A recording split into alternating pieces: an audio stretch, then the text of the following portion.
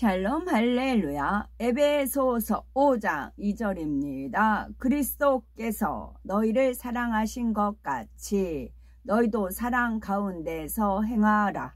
그는 우리를 위하여 자신을 버리사 향기로운 제물과 희생 제물로 하나님께 드리셨느니라. 아멘. 로마서 8장 35에서 39입니다. 누가 우리를 그리스도의 사랑에서 끊으리요? 환난이나 공고나 박해나 기근이나 적신이나 위험이나 칼이랴. 기록된 바 우리가 종일 주를 위하여 죽임을 당하게 되면 토살 당할 양같이 여김을 받았나이다 함과 같으니라. 그러나 이 모든 일에 우리를 사랑하시는 이로 말미암아 우리가 넉넉히 이기느니라. 내가 확신하노니 사망이나 생명이나 천사들이나 권세자들이나 현재 일이나 장래일이나 능력이나 높음이나 깊음이나 다른 어떤 피조물이라도 우리를 우리 주 그리스도 예수 안에 있는 하나님의 사랑에서 끊을 수 없으리라. 아멘. 제목은 그리스도의 사랑입니다. 사랑은 불가능을 가능케 하는 위대한 힘이 있습니다. 특히 하나님의 사랑, 주님의 사랑은 참으로 놀랍습니다. 아무것도 할 수 없는 무능한 사람을 모든 것을 할 수 있는 능력자로 바꾸지요. 배움이 많지 않은 어부, 죄인 취급받던 세리, 가난한 자, 과부 등 세상에서 대접받지 못하던 사람들이 예수님을 만났을 때 그 삶이 180도 달라졌지요. 가난과 질병의 문제를 해결받았고 무엇보다 이제껏 받아보지 못한 진실한 사랑을 느꼈습니다. 쓸모없는 존재라고 여겼던 영혼들이 하나님의 영광의 도구로 새롭게 태어났지요. 이것이 바로 사랑의 힘입니다. 태초의 말씀으로 계셨던 하나님께서 친히 사람의 형상을 입고 이 땅에 오셨습니다. 그분은 바로 하나님의 아들로서 온 인류의 구세주가 되신 예수 그리스도이십니다. 하늘 영광 다 버리고 죄악으로 가득 찬 이 세상에 우리를 구원하기 위해 육신을 입고 오셨지요. 그 영광스러운 분이 죄악에 물들어 하나님의 형상을 잃어버리고 짐승과 다를 바 없이 살아가는 사람들을 구원하기 위해 짐승의 우리에서 태어나셨습니다. 또한 참된 양식이 되시기 위해서 짐승의 먹이 그릇인 구유에 누이셨지요. 그뿐만이 아닙니다.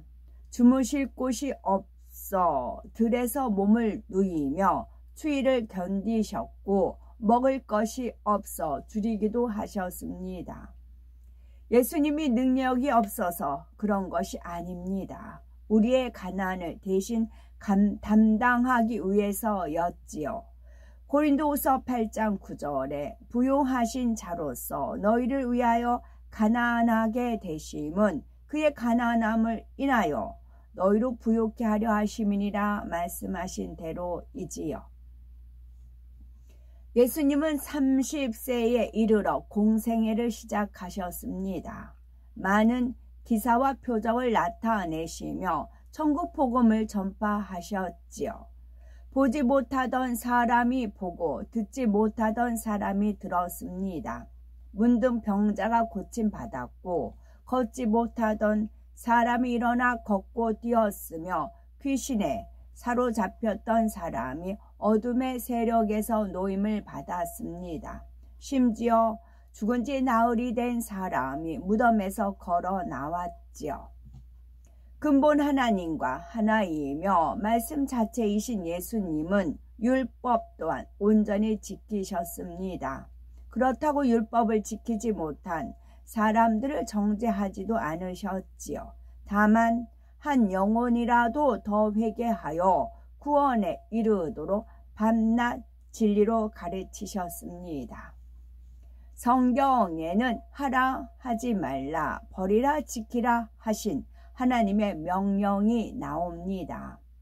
하나님은 우리가 단지 행위로 율법을 지키는 데 그치는 것을 원치 않으십니다. 중심에서 우러나오는 사랑으로 행하기를 바라시지요. 예수님은 이러한 하나님의 마음을 잘 아셨기에 친히 사랑으로 율법을 완성하셨습니다. 요한복음 8장에 나오는 가늠한 여인의 사건이 그 대표적이지요. 바리새인들과 서기관들이 가늠하다 현장에서 붙잡힌 여인을 끌고 와서 예수님께 고소합니다.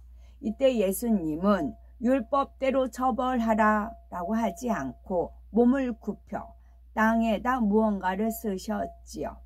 바로 사람들이 짓는 공통 제목들이었습니다. 죄로 나열하신 뒤 너희 중에 죄 없는 자가 먼저 돌로 치라 말씀하십니다. 모두가 하나님 앞에서는 죄인이므로 서로 정죄할 수 없음을 깨닫게 하셨지요. 그 뒤에 또다시 몸을 굽혀 땅에 쓰십니다. 이번에는 그곳에 모인 사람들의 죄를 본 듯이 언제 어디서 어떤 죄를 지었는지 상세하게 쓰셨지요. 양심의 가책을 받은 사람들은 하나 둘 슬그머니 그 자리를 떠납니다. 마침내 예수님과 여인만 남았지요. 이때 예수님께서는 너를 고소하던 그들이 어디 있느냐? 너를 정죄한 자가 없느냐? 라고 물으십니다. 주위를 둘러보며 주여 없나이다 대답하는 여인을 향해 나도 너를 정죄하지 아니하노니 가서 다시는 죄를 범치 말라 말씀하시지요. 이처럼 예수님은 여인뿐 아니라 그녀를 정죄했던 사람들까지 율법으로 찌르지 않고 그들이 회개할 수 있도록 사랑으로 깨우쳐 주셨습니다. 그렇다면 하나님과 이웃을 사랑하는 마음만 있으면 율법은 필요가 없는 것일까요? 그렇지 않습니다. 마태복음 5장 17절에 예수님은 내가 율법이나 선지자나 폐하러 온 줄로 생각지 말라. 폐하러 온 것이 아니오 완전케 하려 함이로다 말씀하셨지요. 누군가가 하나님을 사랑합니다 고백한다면 그 사랑이 얼마나 크고 넓은지 알 수 없지만 율법이 있기에 가늠할 수가 있지요. 마음 다해 하나님을 사랑한다면 당연히 율법을 지키게 되며 율법을 지키는 것이 조금도 힘들지 않습니다. 3년간 공생애를 끝나갈 무렵 예수님은 죽음을 앞두고 겟세마네 동산에 가서 간절히 기도하십니다. 그 기도는 죄가 전혀 없는 예수님 자신의 핏값으로 모든 영혼을 구원하시려는 생명을 건 절규였지요. 얼마나 힘쓰고 애써 간절히 기도하셨던지 핏방울이 되어서 땅에 떨어질 정도였습니다. 군병들에게 잡히신 예수님은 신문을 받으신 뒤에 사형 판결을 받았습니다. 로마 병사들은 예수님의 머리에 가시 면류관을 씌우고 침을 뱉고 때리며 처형장으로 끌고 갔습니다. 예수님은 밤새 희롱을 당하시고 채찍에 맞아 피로 얼룩진 몸으로 나무 십자가를 지고 골고다 언덕을 오르셨지요. 골고다 언덕에 이른 예수님은 우리 죄를 대속하기 위해서 십자가에 못 박히셨습니다. 죄의 싹슨 사망이라는 율법의 저주 아래 놓인 우리를 속량하시려고 나무 십자가에 달려 보혈을 다 쏟으셨지요.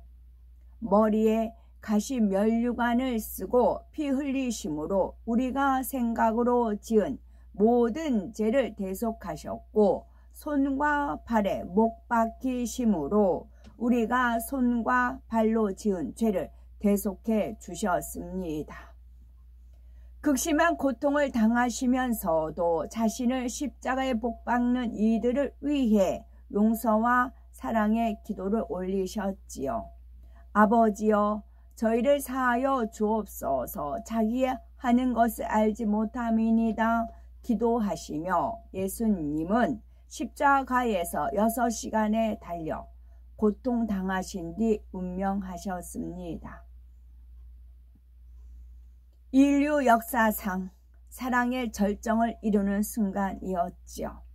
이로 인해서 하나님과 우리 사이에 막힌 죄의 담이 허물어지고 우리는 하나님과 직접 교통할 수 있게 되었습니다. 전에는 대제사장이 백성을 대신해서 죄를 속할 제사를 드렸으나 이제는 예수 그리스도를 믿음으로 우리가 직접 죄를 고하며 하나님과 교통하게 되었지요.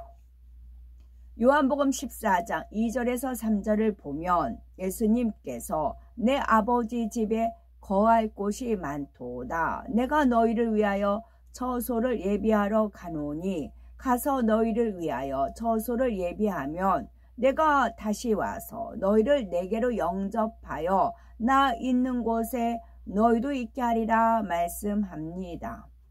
사망 권세를 깨뜨리고 부활하신 예수 그리스도는 많은 사람이 보는 가운데 하늘로 오르셨지요. 바로 천국의 처소를 예비하러 가셨습니다.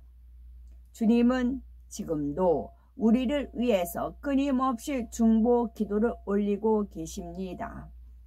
아무것도 드시지 않으며 간절히 기도하시지요. 우리가 인간 경작을 잘 받아 승리하고 영혼이 잘 되어 하나님의 영광을 나타내도록 간구하시는 것입니다.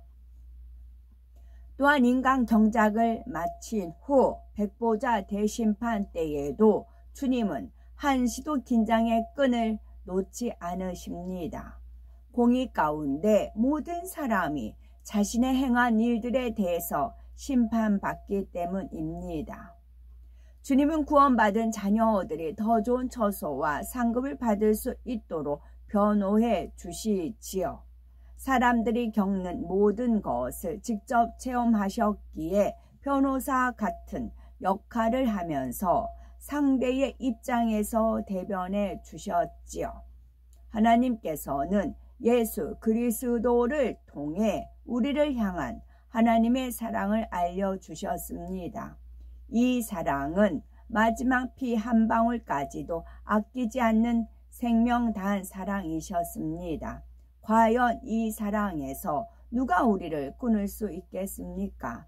그러므로 이러한 주님의 사랑을 온 세상에 외치심으로 죽어가는 수많은 영혼을 구원의 길로 인도하시는 복되고 아름답고 보배로운 우리가 되어야 되겠죠. 아멘. 십자가 형벌, 가장 잔혹한 사형법 중에 하나이지요. 손과 발에 못 박힌 채 살이 찢기는 고통뿐 아니라 심한 탈수와 혈액순환 장애로 장기들이 서서히 기능을 상실하고 피 냄새를 맡고 몰려드는 벌레들에게 시달리는 고통까지 가중이 됩니다. 예수님은 이러한 고통 때문에 괴로워하신 것이 아니라 구세주의 사역을 이루기 위한 지난날과 하나님과 사람을 지으신 목적과 경작하시는 의미, 자신의 화목 제물로 주실 수밖에 없는 이유를 생각하며 마음속 깊이 감사의 기도를 올리셨습니다. 아멘.